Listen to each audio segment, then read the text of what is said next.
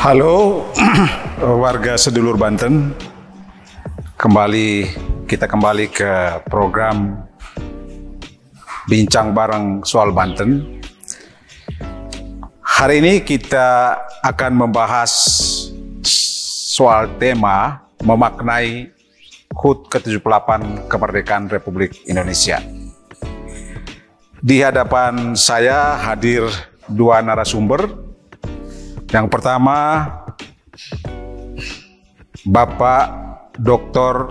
Haji Karna Wijaya SH.MH, Sekretaris Dinas Kominfo Provinsi Banten. Yang kedua, Ibu Dr.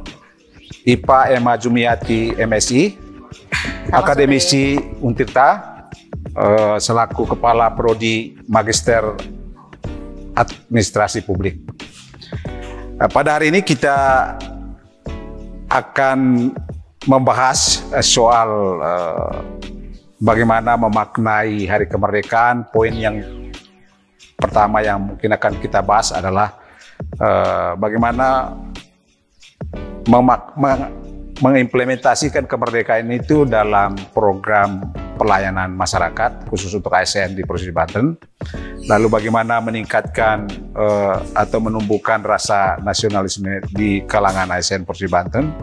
Namun sebelumnya kita harus paham bahwa tema secara nasional HUT ke-78 kemerdekaan RI tahun 2023 ini adalah terus melaju untuk Indonesia maju. Nah, ini semangatnya bagaimana Indonesia ini akan bergerak cepat melaju untuk meraih cita-cita yang kita inginkan bersama, yaitu Indonesia menjadi negara maju. Nah, kesempatan pertama saya akan tanyakan kepada Pak Sekdis, Pak Karna, terkait program peningkatan pelayanan masyarakat di kalangan ASN Provinsi Banten. Tentu berbicara tentang pelayanan ada kaitannya dengan soal reformasi birokrasi. Nah, bagaimana selama ini di Provinsi Banten program-program reformasi birokrasi itu berjalan untuk meningkatkan pelayanan terhadap masyarakat? Seperti apa selama ini di Provinsi Banten? Silakan, Pak. Baik, terima kasih Bang Loren dan teman-teman.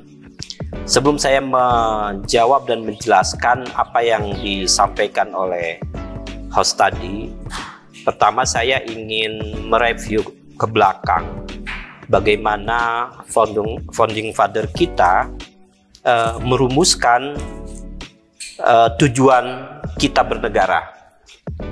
Nah, jadi 17 Agustus 1945 itu diproklamasikan, yang beberapa hari mendatang itu akan kita peringati yang ke-78. Kemudian 18 Agustus 1945, para founding father yang terhimpun dalam Panitia Persiapan Kemerdekaan Indonesia itu menetapkan Soekarno-Hatta sebagai Presiden dan Wakil Presiden Republik Indonesia, kemudian menetapkan Undang-Undang Dasar 1945 sebagai Konstitusi Republik Indonesia. Nah, di dalam pembukaan UUD 45 alinea keempat itu dinyatakan bahwa tujuan bernegara Republik Indonesia itu minimal ada 4. Pertama, melindungi segenap bangsa Indonesia dan seluruh tumpah darah Indonesia. Kemudian, memajukan kesejahteraan umum, mencerdaskan kehidupan bangsa, dan ikut serta dalam perdamaian dunia. Nah, kalau 4 tujuan bernegara ini kita klasifikasi dalam konteks aparatur, di situ ada 2 klasifikasi.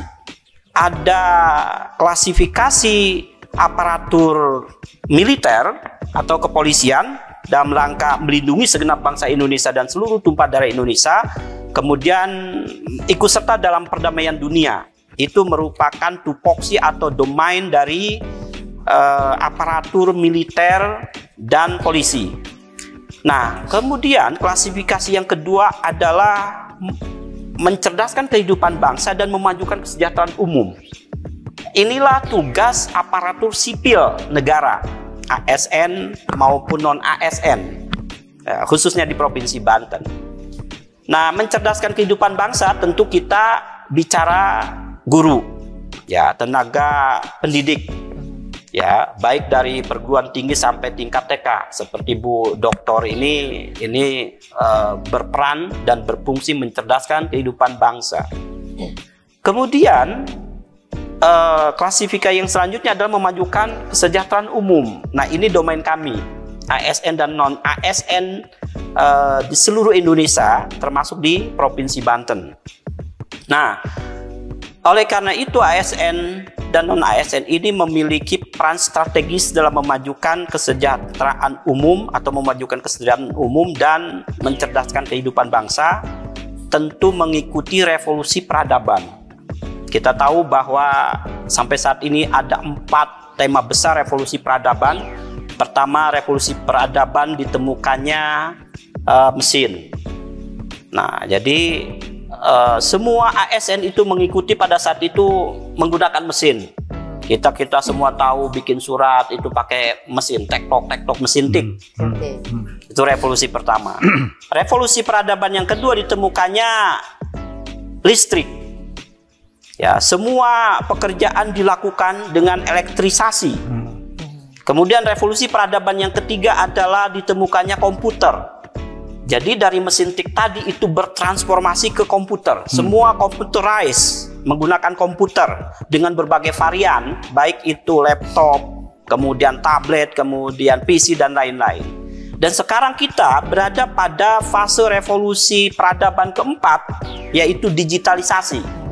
Nah, ini nanti masuk ke penjelasan tadi. Bagaimana pelayanan publik di Banten ini? Tentu kita harus selaras dengan peradaban keempat itu, yaitu digitalisasi. Nah, di Provinsi Banten, hampir semua sudah menggunakan instrumen digitalisasi. Kita ada tanda tangan elektronik. Itu hampir semua guru beberapa waktu yang lalu atau 1-2 bulan yang lalu, semua guru-guru, semua ASN itu bikin tanda tangan elektronik. Nah, tentu ini menggantikan atau mentransformasikan tanda tangan manual menjadi tanda tangan elektronik. Meskipun itu untuk hal-hal tertentu, misalnya untuk cuti dan lain-lain. Kemudian semua organisasi pemerintahan daerah di Provinsi Banten itu sudah mempunyai web sebagai instrumen publikasi program-program pembangunan. Silakan masyarakat menginventarisir OPD mana di Provinsi Banten yang tidak memiliki web. Itu pasti mereka memiliki web. Nah, kemudian untuk mengakomodir keluhan, kemudian aspirasi atau kritik masyarakat terhadap pembangunan, kita menggunakan ada kanal namanya Span Lapor. Ya, jadi Span Lapor. Misalnya di pelosok ujung kulon sana ada jalan rusak. Jalan ini tentu masyarakat kan banyak yang tidak tahu bahwa ada klasifikasi jalan, misalnya ada yang domainnya nasional, PU nasional, PUPR nasional. Kemudian ada yang jalan provinsi, ada yang jalan kabupaten, kota. Nah, tentu masyarakat pokoknya ini tahunya jalan, kita laporkan bahwa ini rusak. Nah, itu kita buka kanal Span Lapor bahwa di jalan sekian kilometer itu jalan rusak. Nah, itu masuk ke Span Lapor. Span Lapor itu ada di kita dan hampir semua OPD. Sehingga kita breakdown terkait apa? Kalau terkait jalan berarti ASN atau pejabat PUPR provinsi yang harus memberikan penjelasan. Kalau memang itu jalan nasional, maka disampaikan bahwa itu jalan nasional, tapi kami akan sampaikan ke PUPR pusat. Kalau itu jalan kabupaten kota, itu akan di breakdown ke PUPR kabupaten kota. Tapi kalau itu jalan provinsi, maka itu domain PUPR, maka disampaikan apakah jalan rusak itu sudah ada anggarannya untuk diperbaiki. Kalau sudah ada anggarannya, kapan akan dilaksanakan? Kalau belum, maka disampaikan pula bahwa itu akan dianggarkan di perubahan atau ABT atau di tahun yang akan datang. Nah, dengan adanya digitalisasi ini mempermudah interaksi antara pemerintah dengan masyarakat, sehingga keluhan-keluhan masyarakat itu bisa ditindaklanjuti secara cepat, akurat, dan tepat. Di situ Pemprov hadir. Saya kira itu yang dapat saya sampaikan sementara. Terima kasih Pak Karna sudah menjelaskan bagaimana perjalanan atau transformasi pola pelayanan yang dilakukan di lingkungan Pemprov Banten selama ini, dan sekarang sudah sedang menerapkan pola digitalisasi tadi.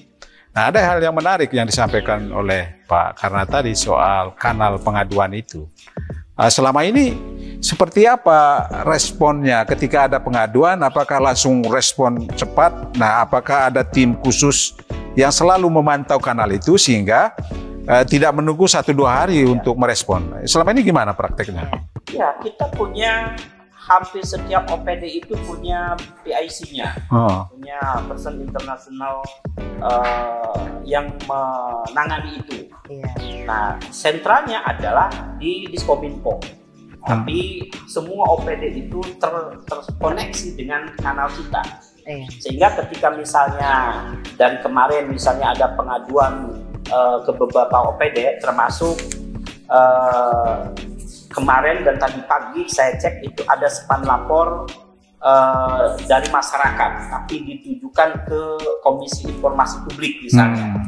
Jadi ada warga masyarakat yang mempertanyakan salah satu program tertentu, kemudian dia meminta penjelasan kepada Diskominfo Kabupaten Kota.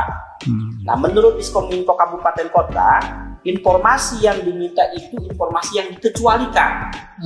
Artinya informasi yang dikecualikan itu informasi yang tidak boleh dipublish. Ya. Nah, itu alasan Diskominfo Kabupaten Kota. Nah, si masyarakat ini tentu tidak puas dengan jawaban Diskominfo Kabupaten Kota yang bersangkutan. Mereka itu melapor ke span tadi itu dan menyampaikan ke Komisi Informasi.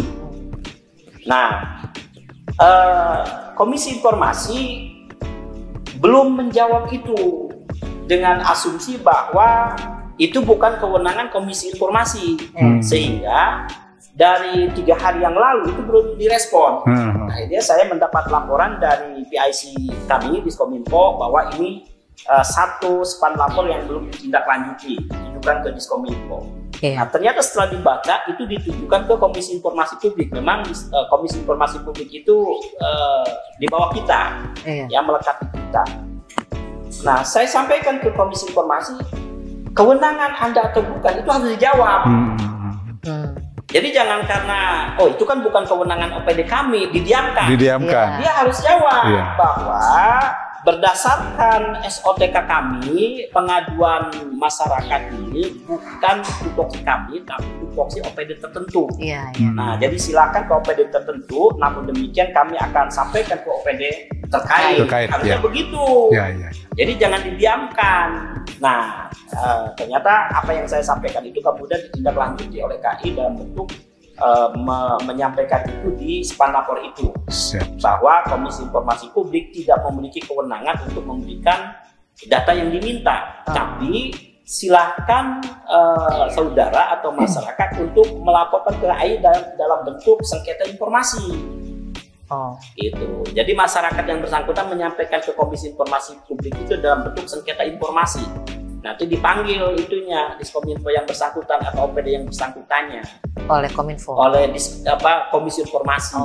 Nah, jadi seperti itu salah satu contoh quick response terhadap kritik atau keluhan masyarakat melalui instrumen digital.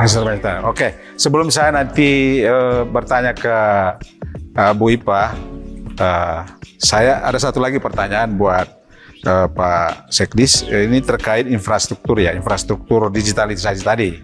Apakah di Provinsi Banten sendiri sudah memadai untuk menerapkan pelayanan pola digitalisasi tadi? Apakah memang masih ada yang perlu dilengkapi atau sampai sekarang ini seperti apa? Karena pusatnya kan ada di Kominfo. Nah, segala alat-alat itu, server dan lain-lain itu ada di Kominfo. Nah, sejauh ini apakah infrastruktur teknologi untuk pelayanan digitalisasi itu sudah lengkap atau gimana? Ya, sampai saat ini kita sudah cukup memadai. Ya. Jadi hampir semua OPD, bahkan instansi-instansi di luar Pemprov Banten itu meminta semacam pembuatan Zoom atau jaringan itu meminta ke kita. Misalnya beberapa waktu yang lalu saya mendapatkan surat dari Koren agar memfasilitasi ada satu daerah yang daerah itu blank spot, di situ tidak ada jaringan. Tapi justru daerah itu nanti yang rencananya akan dikunjungi oleh Wapres katanya. Nah, leading sektornya kebetulan itu Koren. Nah, tentu Koren masih belum memiliki instrumen-instrumen digital itu. Akhirnya kirim surat ke kami dan di kita itu ada bidang SPBE. Jadi SPBE itu ekosistem sistem pemerintahan berbasis elektronik. Itu ada bidangnya. Jadi itu yang membangun bisa menempatkan alat di black spot itu supaya di situ ada spot. Nah, jadi sampai hari ini kita sudah cukup memadai. Nah, kemudian kita juga selain membuat struktur dan infrastruktur digital, juga kita memiliki sistem pertahanan. Security. Ya, security system. Itu bidang statistik dan persandian.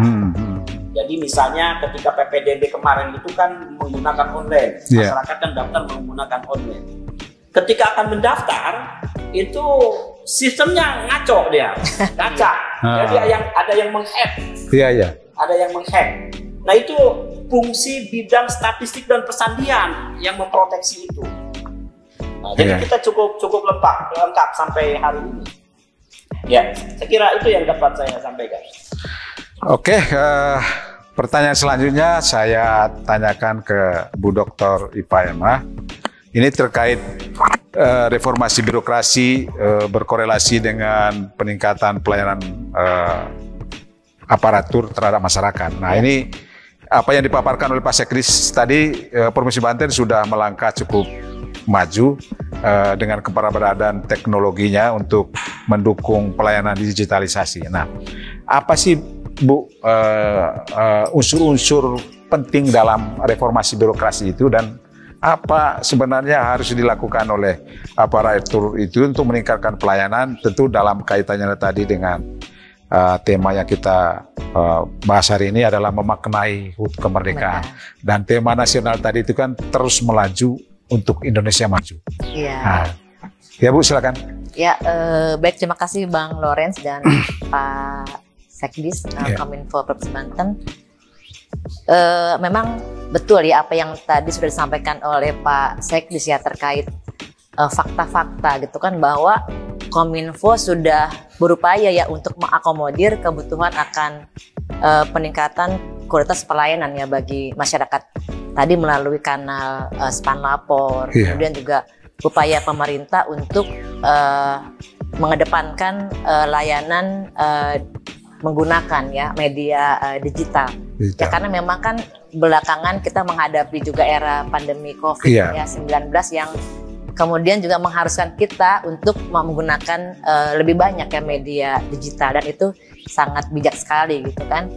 Nah, secara konseptual memang dari kata pelayanan sendiri itu kan sudah dimaknai ya sebagai apa sih, secara sederhana itu melakukan sesuatu bagi orang lain gitu.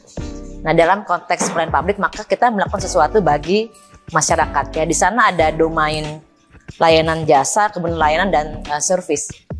Nah, kemudian sesungguhnya apa yang disampaikan oleh Pak Sekdis juga saya yakin yang mengacu pada tadi ya, pada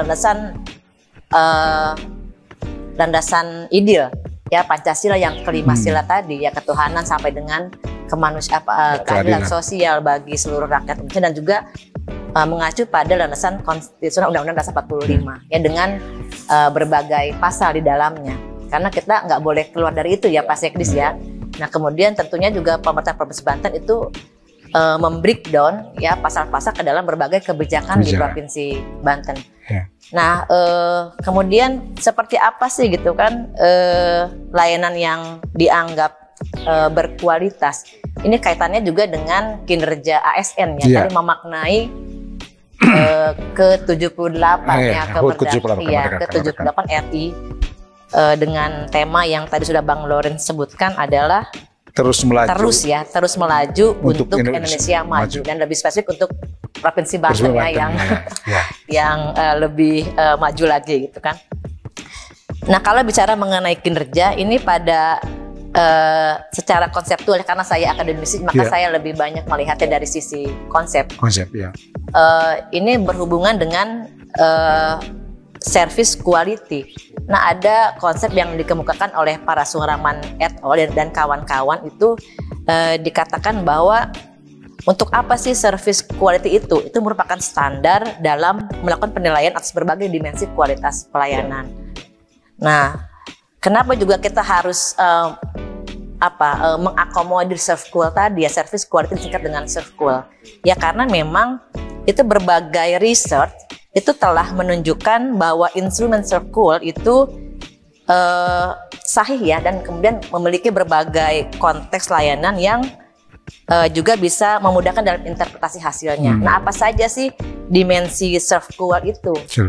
Ya sebetulnya sudah diakomodir ya oleh Permenpan RB tentang indeks ya, survei kepuasan masyarakat yang nantinya akan melahirkan indeks kepuasan masyarakat. Itu menjadi kewajiban OPD ya Pak ya, untuk melaksanakannya minimal itu setiap tahun itu 1 kali. Yang mudah-mudahan sih Provinsi Banten sudah berupaya ya untuk kita proses untuk melakukan survei. Iya betul, karena kami juga di Untita sudah seringkali mendapatkan kajian yang mengenai pengukuran indeks kepuasan masyarakat melalui survei kepuasan masyarakat melalui Permenpan RB yang sudah ada dari pemerintah. Nah, itu sebetulnya indikatornya itu mengacu pada indikator ServQual tadi. Ya, diantaranya adalah misalnya yang pertama itu adalah reliability. Nah, di sini itu di dalamnya itu mencakup 2 aspek Pak Lorenz. Itu mencakup konsistensi kinerja atau performance, atau kalau dalam bahasa sederhana itu bagaimana hasil pelaksanaan pekerjaan ya setiap ASN di OPD-nya masing-masing. Ya ada indikatornya ya Pak ya. Kemudian yang kedua adalah sifat terpercayanya.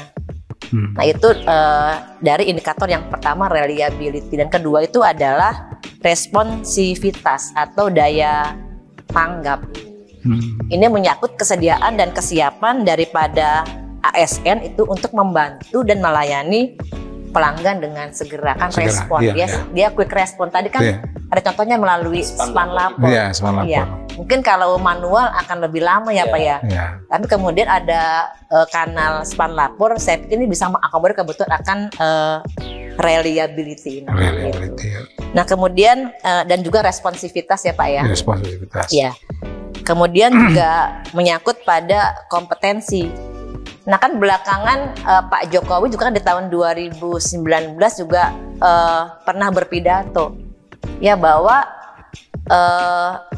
setiap pemerintahan daerah maupun pusat itu perlu melakukan reformasi birokrasi untuk melakukan penyederhanaan organisasi. Tadi juga Bang Loren sudah menyebutkan ada beberapa OPD yang digabungkan ya, di merger, kemudian juga mungkin kayak fungsi jadinya ya karena juga untuk efisiensi di dalam anggarannya gitu kan. Nah itu menyangkut kompetensi. Nanti ada hasil riset Pak yang bisa saya kemukakan berhubungan dengan penyederhanaan organisasi di Provinsi Banten dari kajian yang pernah kita lakukan bekerjasama dengan Biro Organisasi Provinsi Banten gitu. Nah kemudian akses ada juga kesopanan, komunikasi, kredibilitas, keamanan, kemampuan memahami pelanggan, dan juga terakhir adalah bukti fisik tangibles. Tadi tuh berhubungan juga dengan ini sebetulnya bagaimana sih kondisi infrastruktur teknologi di Provinsi Banten. Ya kita harus memastikan tidak ada lagi daerah yang blank spot. Ya karena dibutuhkan bagi berbagai kebutuhan di masyarakat, baik itu dunia pemerintahan, ya pendidikan, kesehatan, kemudian pengaduan masyarakat. Mungkin SPAN juga terintegrasi ya dengan ombudsman misalnya. Ya kan karena ada singgungan ya antara peran ombudsman dengan aplikasi Span Lapor ini. Nah, apakah betul misalnya make sure Span Lapor itu sudah terintegrasi di semua OPD yang ada di Provinsi Banten? Itu perlu di tinjau ulang. Jangan-jangan masyarakat itu bisa mengadukan, tapi kemudian juga kesulitan dalam mendapatkan solusinya. Karena bagian dari service quality adalah responsif tadi. Masyarakat mendapatkan respon yang cepat gitu. Ya kan masyarakatnya pragmatis ya Pak ya. Kalau cepat berarti bagus gitu kan. Simpelnya seperti itu. Kemudian kalau tepat waktu berarti bagus. Kalau biayanya murah berarti bagus kan gitu. Nah itu. Nah kemudian tadi ya memaknai pidato Pak Jokowi tadi itu kan. Saya juga di sini melihat sudah ada implementasi dari nilai akhlak. Ya bagus kan di depan Kominfo sudah ada banner ya. Berakhlak. Ya berakhlak. Itu juga adalah komitmen dari sebuah layanan. Ini saya izin untuk membuka apa saja gitu kan yang dituliskan di dalam akhlak tadi. Nah saya pikir sudah berupaya lah ya untuk menampilkan performan daripada ASN yang baik. Nah di sini akhlak kan singkatan dari berorientasi, pelayanan, akuntabel, kompeten, harmonis, loyal, adaptif dan kolaboratif. Tentunya kita perlu juga membumikan gitu ya, membumikan nilai-nilai akhlak tadi. Bukan cuma dibaca sih gitu kan, tapi setiap ASN itu harusnya memahami apa sih substansi daripada berakhlak itu ya dalam pelayanan publik. Nah kemudian ini juga saya sedikit sharing ya bahwa kita pernah melakukan kajian dengan Biro Organisasi Provinsi Banten dan hasilnya adalah sebenarnya ini agak panjang. Jadi ditemukan ya berdasarkan hasil analisis kebijakan, analisis kajian, ditemukan terdapat 391 jabatan fungsional hasil penyetaraan. Ya, sementara ditemukan juga 131 jabatan fungsional yang belum sesuai dengan tupoksinya gitu. Ya, sehingga harus dilakukan penyesuaian. Nah, ini mungkin yang perlu diadvokasi ya, diselesaikan gitu kan oleh pemerintah provinsi. Kalau kami kan hanya melakukan kajian. Ya, kita tidak punya kewenangan untuk melakukan actionnya, tindak lanjut seperti apa, tapi kita memberikan rekomendasi saja. Baik Bu, saya ini agak membuat saya tertarik lagi untuk bertanya lebih lanjut terkait statement terakhir itu. Hasil kajian ada temuan 31 pejabat fungsional yang belum melaksanakan 391. Nah, banyak banget. Hasil penyetaraan.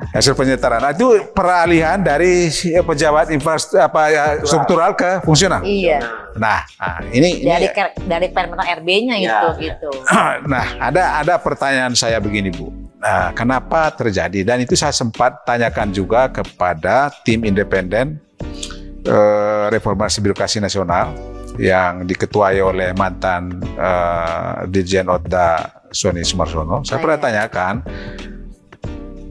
salah satu bagian dari program reformasi birokrasi itu adalah perampingan SOTK satu, yang kedua ada peralihan dari pejabat struktural ke fungsional. Namun dalam faktanya pejabat yang sudah dikukuhkan dan dilantik jadi pejabat fungsional itu masih melaksanakan tugas pejabat struktural. Nah, ini apa sebenarnya yang terjadi? Apakah memang reformasi ini total atau parsial, atau memang infrastrukturnya belum lengkap sehingga yang sudah jadi pejabat fungsional ini kok masih melaksanakan tugas struktural? Nah, ini kan temuannya ada di Provinsi Banten masih banyak, Bu. Nah, sejalan dengan kajian Ibu tadi, itu apa sebenarnya penyebabnya? Ya,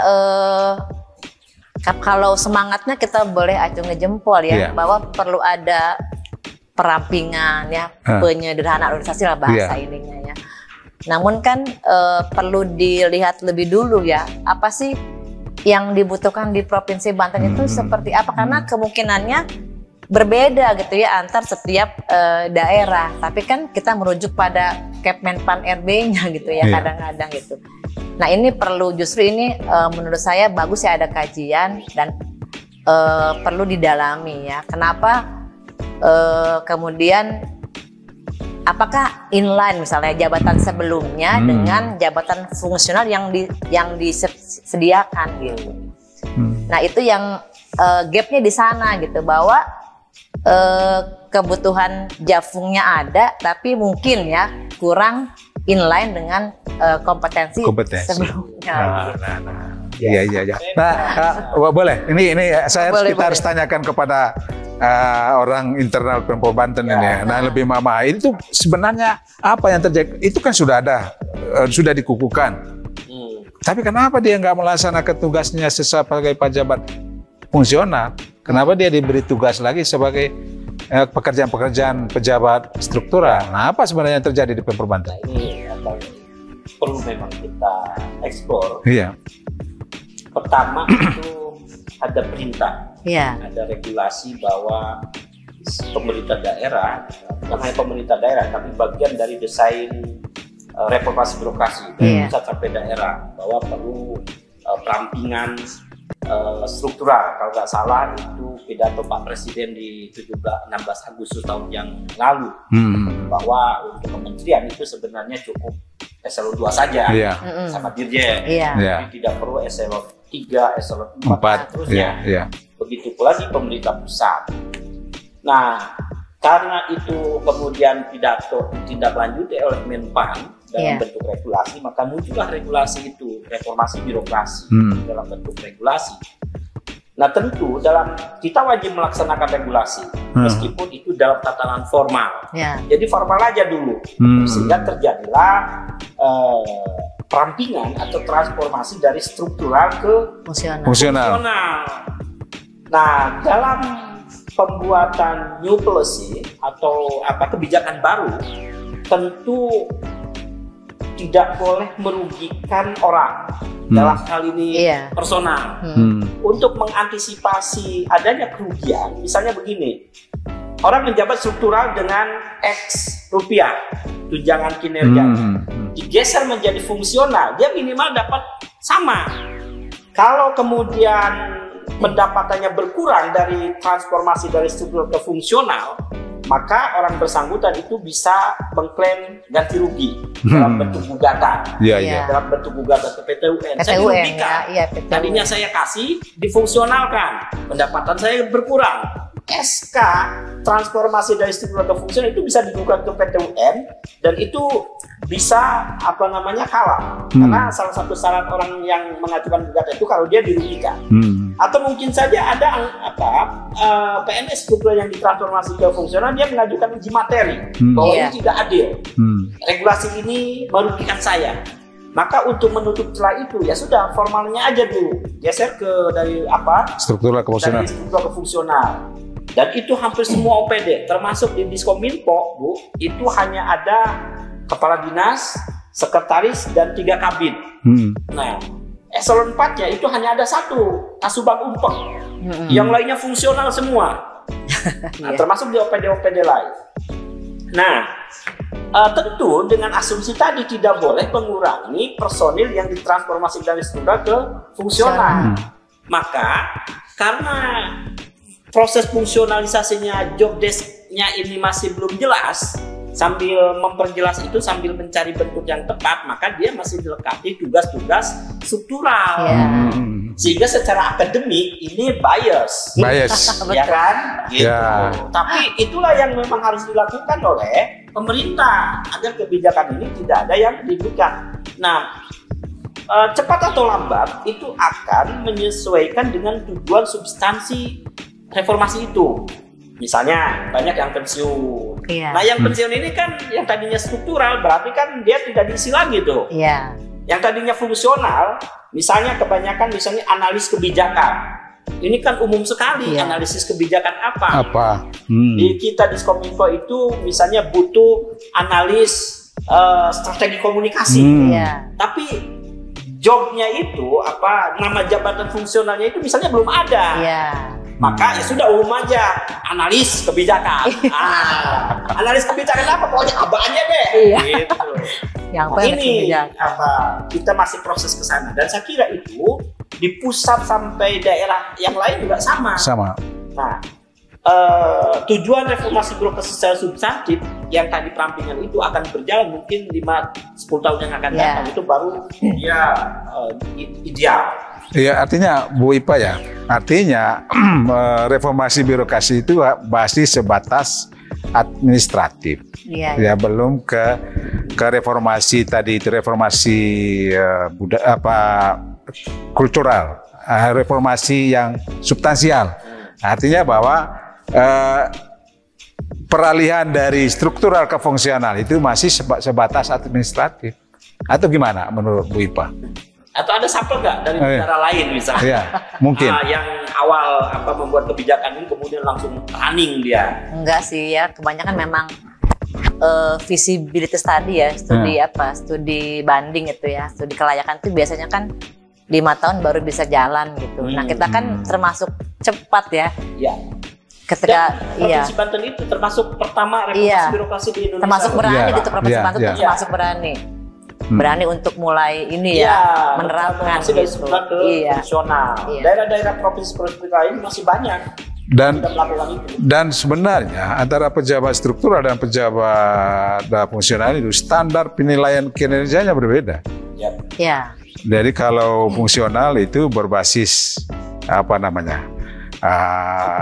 lebih kepada nanti ada analisis kebijakan apa segala macam, dia berbasis itu sama seperti seorang dosen, karena fungsional, kredit point, ada kreditnya gitu. Ada kreditnya. Jadi sebenarnya ada perbedaan cukup jauh antara pejabat struktural dengan fungsional. Oke, nah mungkin untuk elaborasi lagi lebih jauh. Ini kan ada di Banten ini kan seperti Bu Ipa sudah singgung tadi. Itu sebenarnya ada satu lagi program PJ Gubernur itu soal merampingkan SOTK. Tapi itu kan memang sangat politis karena sudah diajukan ke DPRD. Ya karena mungkin soal momentum saja. Ya.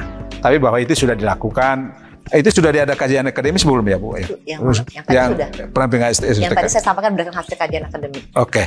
Nah, bagaimana Pemprov Banten sendiri melihat bahwa ini kan mungkin bukan tahun ini, tapi mungkin setelah terpilih pemimpin yang definitif. Nah, untuk Pemprov Banten sendiri urgensinya perampingan SOTK itu seperti apa? Ya, tadi menyambung bagaimana kita menjalankan reformasi birokrasi secara substantif yang tadi Bang Loren sampaikan.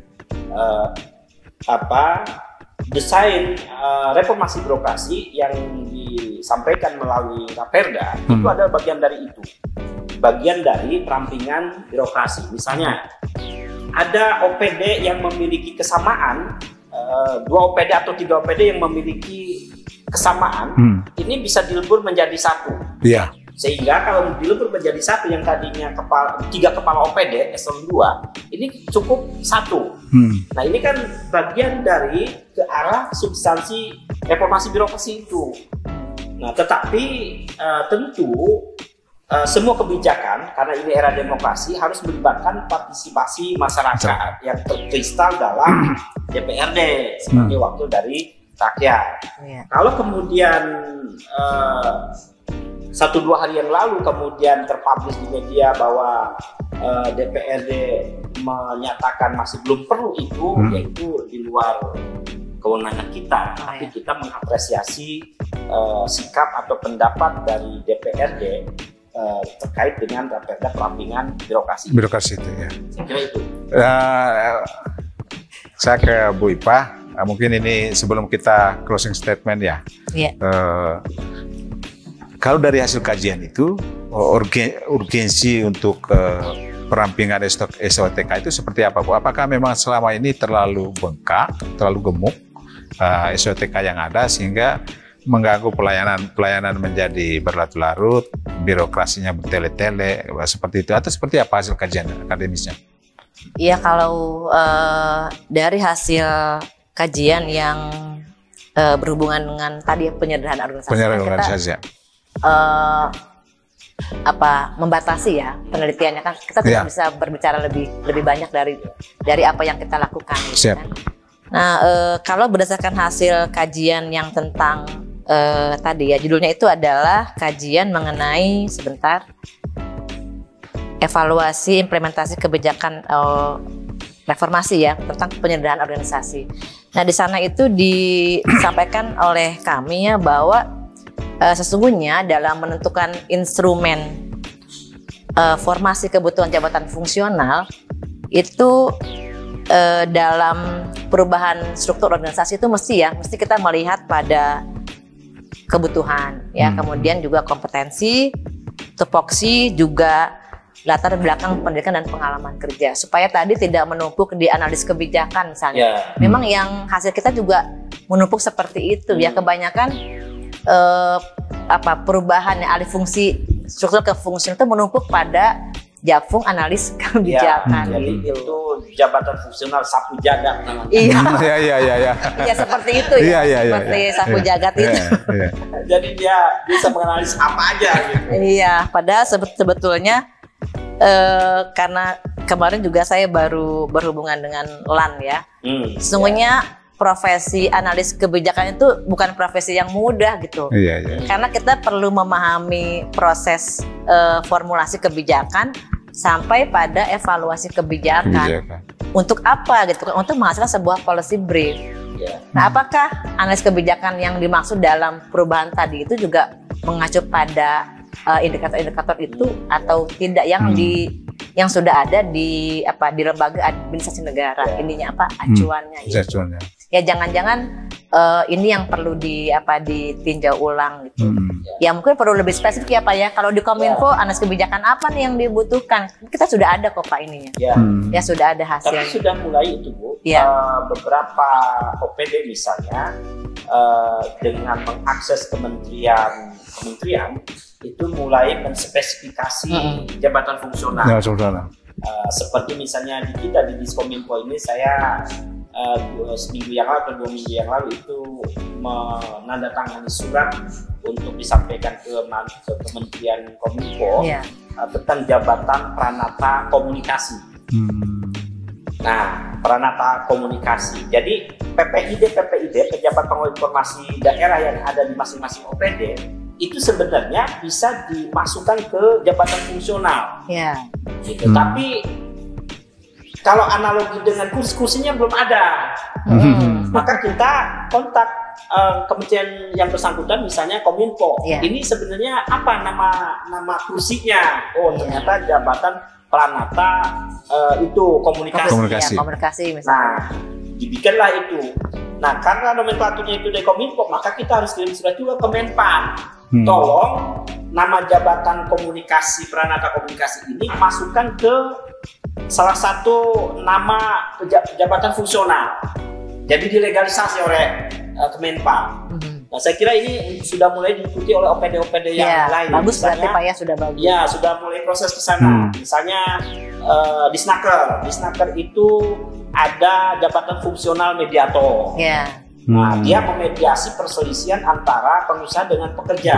Ya, sebelum dia masuk ke pengadilan hubungan industrial. Kemudian di sana juga ada jabatan fungsional pengantar kerja.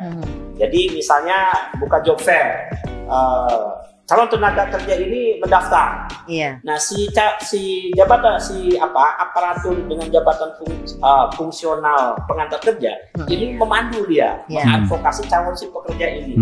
Saya kira semua OPD ini sudah mengarah ke sana, ke spesifikasi jabatan fungsional. Jadi cepat atau lambat nanti jabatan fungsional analis kebijakan tadi itu akan melorot bergeser ke spesifikasi yang lebih spesifik. Spesifikasi, dan itulah substansi dari reformasi birokrasi, pergeseran dari struktural ke fungsional. Oke. Terima kasih. Mulai tampak ininya. Sudah mulai tampak dari spesifikasinya. Jadi saya sangat puas sebagai host mendengar penjelasan ini, luar biasa. Nah, mungkin kita masuk closing statement ya. Iya. Oke, ini kita sudah berbicara panjang lebar soal reformasi birokrasi, hal-hal apa saja di dalamnya, hal-hal apa saja di dalamnya terkait unsur-unsur apa saja reformasi birokrasi itu, dan Banten sendiri sudah ya bergerak cukup maju, walaupun misalnya soal tadi peralihan dari pejabat struktural ke fungsional memang masih dalam tahap administratif karena prakteknya masih melaksanakan tugas struktural. Nah, mungkin ada closing statement ya dari Pak Sekris dulu terkait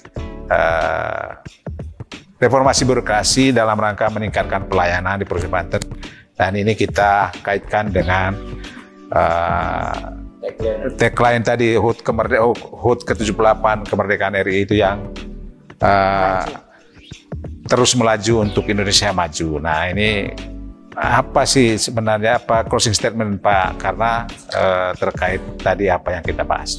Ya, Pemprov Banten itu dengan melalui Diskominfo dengan peranata digitalnya, kita sudah membuat peranata digital, bukan hanya spam lapor tapi berbagai pelayanan di semua OPD, termasuk pelayanan perizinan misalnya di PPSP itu sudah menggunakan digital.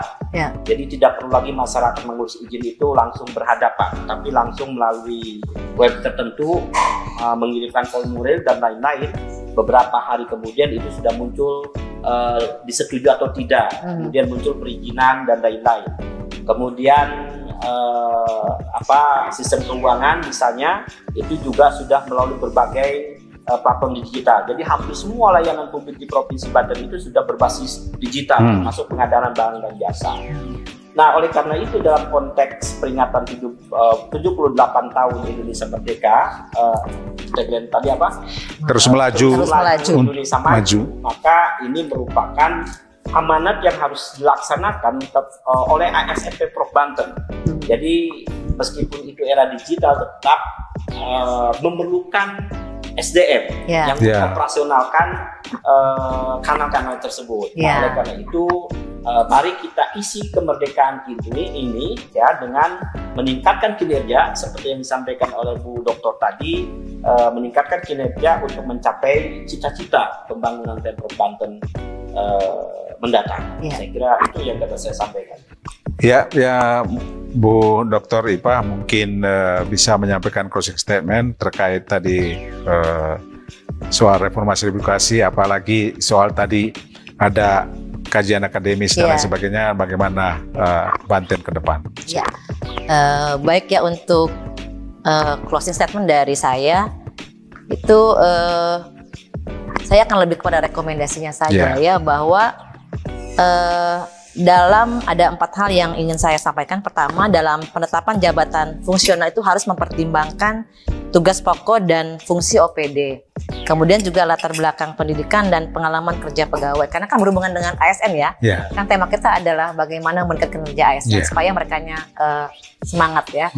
Nah, kemudian yang kedua, sebelum menyampaikan daftar usulan jabatan fungsional, perlu melakukan identifikasi terkait pengalaman kerja, kemudian latar belakang pendidikan, dan pertimbangan dari pegawai yang namanya diajukan untuk penyetaraan jabatan fungsionalnya. Ya, supaya tidak ada tadi kekecewaan ya, jangan sampai juga penghasilannya menjadi drop gitu ya dari penghasilan sebelumnya. Kemudian dalam menyusun tugas pokok dan fungsi yang melekat pada jabatan fungsional tersebut secepatnya ya, berikut perlu menyusun tupoksi ya daripada jabatan fungsi yang melekat tersebut secepatnya. Kemudian juga seperti saya di kalangan dosen gitu, itu kan perlu ada juga penghitungan ya, bagaimana menghitung angka kreditnya gitu. Apakah mereka sudah tahu atau belum gitu? Kalau kita udah terbiasa dari awal jadi dosen tuh udah tahu bahwa kita nggak mungkin naik pangkat untuk memenuhinya. Ada kriteria, banyak sekali kriteria yang harus dipenuhi. Dan memang yang mau nggak mau harus bersiap ya Pak ya. nggak mungkin jangan sampai mundur misalnya. Oh saya mundur aja deh dari ASN loh, jangan dong gitu ya. Iya. Tapi bagaimana kemudian PJ Gubernur ya melalui juga keterlibatan Ketua DPRD misalnya Setuan itu untuk mendorong mereka tuh harus berani gitu ya, berani untuk mengemban ya Japfung yang diberikan kepadanya dengan penuh tanggung jawab kan. Apa tadi ya nilai-nilai kemerdekaan, ya tanggung jawab, profesionalisme begitu kan. Nah kemudian yang terakhir adalah, nah ini ya pasti ada gap kan dari peralihan struktural ke fungsional. Nah ini juga penting ini BKD perlu dipanggil misalnya, ya Biro Organisasi perlu dipanggil. Apakah sudah ada workshop, ya kemudian juga bimbingan teknis terkait jabatan fungsional yang akan diembannya itu, ya kemudian lakukan uji kompetensi untuk mengukur kemampuan pegawai yang memiliki jabatan fungsional tersebut. Jadi harus disiapkan gitu, jangan cuma suruh pindah ya. Iya. Ya perlu disiapkan ini strateginya seperti apa supaya mereka itu bisa smooth ya, bisa lancar untuk menjabat jabatan fungsional yang diembannya. Jangan sampai putus asa tadi itu Pak, karena ini kan menyangkut nasib orang ya, nasib ASN menyangkut juga nasib keluarga. Iya sih. Ya anak-anaknya ya Pak. Benar. Ya. Untuk menjawab rekomendasi untuk ini nanti ada episode kedua Bang. Iya. Seharusnya. Iya, seharusnya. Maksudnya nanti harus Bang Loren lagi. Iya. Oke, supaya nyambung. Iya. Nyambung nanti. Benar, karena ini persoalan apakah perlu ada BIMTEK, ada apa? Karena bagaimana mereka melaksanakan jabatan fungsional tadi dengan kredit tadi kan itu rumit Bu. Itu rumit. Untuk menarik angka kredit itu kan rumit. Perlu ada kayak mungkin workshop diklat ya. Iya. Dan di OPD itu memang yang dijawab BKD dengan biro organisasi. Iya. Dan nggak mungkin sehari 2 hari. Iya. Makanya nanti ini mungkin Pak Sekdis bisa membuat tema baru lagi untuk berkelanjutan episode kedua sehingga ini juga mungkin memberi masukan kepada nanti ya bukan pimpinan daerah, mungkin juga kan kepada pejabat-pejabat fungsional yang sudah ada bahwa tidak mudah loh untuk naik pangkat. Ya. Kalau kita susah banget Pak, gitu. Mau naik pangkat tuh mesti ada poinnya berapa nih gitu. Ya. Baik, terima kasih buat kedua narasumber kita, untuk Pak Sekdis Kominfo, Pak Dr. Haji Karnawijaya, SMH, Ibu Akademisi Untirta, Ibu Dr. Ipa Emma Jumiati, MSI. Jadi terima kasih atas paparannya. Jadi warga sedulur Banten itulah tadi bincang bareng soal Banten dengan tema memaknai HUT ke-78 kemerdekaan RI. Semoga apa yang kami bicarakan hari ini bermanfaat buat warga sedulur Banten. Amin. Sekian dan terima kasih. Wassalamualaikum warahmatullahi wabarakatuh. Waalaikumsalam warahmatullahi wabarakatuh.